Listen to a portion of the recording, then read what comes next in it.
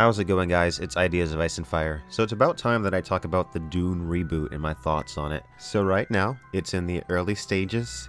Denis Villeneuve is the director, and he's great, and I'm going to talk about him more in a second. And we know that Timothée Chalamet has been cast as Paul Atreides. This actor definitely has the look. He's the perfect age to play Paul, I think. I think Carl McLachlan was a little bit too old, and I also think Alec Newman was definitely too old.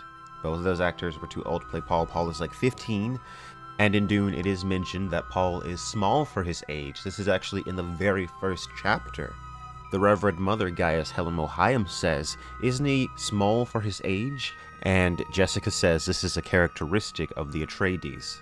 Now, as far as the director, Denis Villeneuve, I have not seen Blade Runner, but I have seen Arrival. And Arrival makes me really excited that he's directing Dune. And if you haven't seen Arrival, I'm gonna spoil the movie. So if you haven't seen it, I'm sorry, you can click away. But basically, in Arrival, these aliens are making first contact with humans. And this woman, portrayed by Amy Adams, is given the task of trying to decipher their language because she's like a linguist. And so throughout the movie, you're given like glimpses of this little girl who's died, who's her daughter.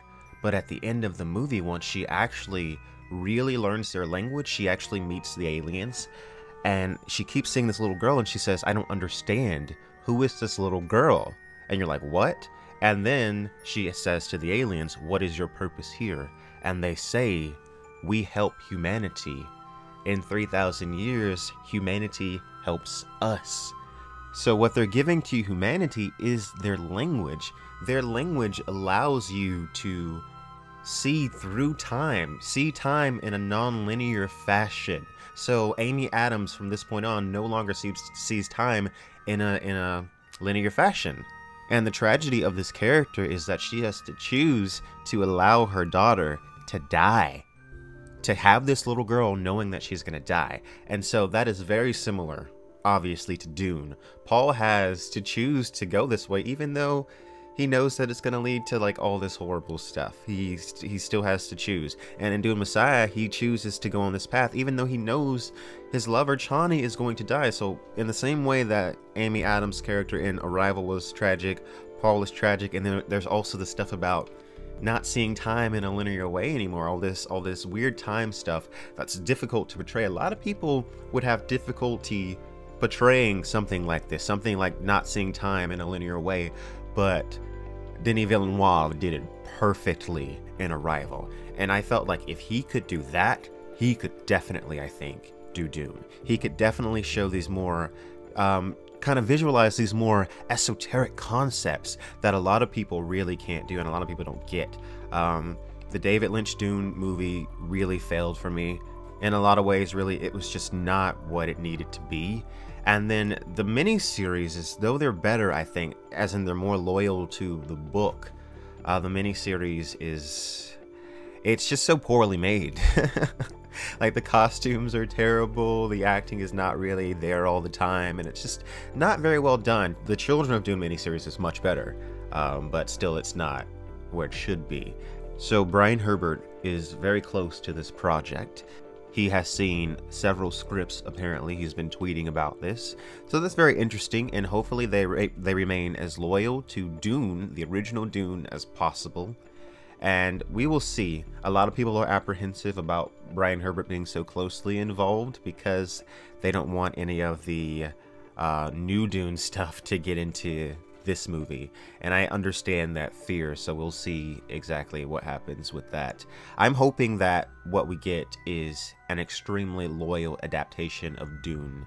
I'm hoping that the director understands Dune better than David Lynch understood it, and better than Jodorowsky understood it. I know a lot of people really like Jodorowsky's Dune, and I get it, but I'm glad Jodorowsky's Dune never got made because it was not Dune. I've seen the documentary, and if that had gotten made, it would not have been Dune.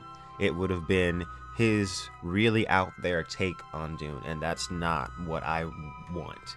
I want to see Frank Herbert's vision and those concepts that Frank Herbert was bringing up and those philosophies that Frank Herbert was bringing up come to the screen. I don't want to see Jodorowsky's weird interpretation of it. And I'm not even saying it would have been bad, I'm just saying it wouldn't have been Dune. I'm just excited to see Dune get another opportunity on the big screen. I'm excited to see a new interpretation of it with a big budget. And just, you know, because back in the day, it's been decades since the original Dune movie, David Lynch. And technology has progressed so far with what you can actually make it look like is happening on the screen. So I can't wait to see what Shai Hulud looks like in awesome CGI. And there's a lot of high hopes for this movie. It's like the bar is set high because Dune fans are very, very critical because these are the best science fiction novels ever written. So Villeneuve has really taken on a lot with these Dune movies. Like, the expectations are high, but I'm rooting for them. I hope they shy away from, you know, doing the voiceovers like the David Lynch movie did, because I feel like that comes across as very cheesy. And there is a lot in Dune that's inside of the character's head, so it's kind of like, how are they gonna do that? Generally the rule in movies is show, don't tell, because I feel like if you do those voiceovers, it's gonna be cheesy, and it's just gonna take people out of the movie, and then just in modern audience is not gonna like that. I don't think audiences are gonna be down with that today. I don't think it's gonna work. So they'll just have to find some other way to do it. And I'm not saying it's easy, but it needs to be done for them to remain loyal to the books while at the same time making these good films. And the decision to make it 2 movies is already excellent. That is brilliant, I think, because trying to squeeze it into 2 hours, but 4 hours, you might be able to get something done, I think. You might be able to get something done. So I'm rooting for this movie and its success. I can't wait to see it. And yeah, those are my thoughts on the upcoming Dune reboot. Thank you guys for watching.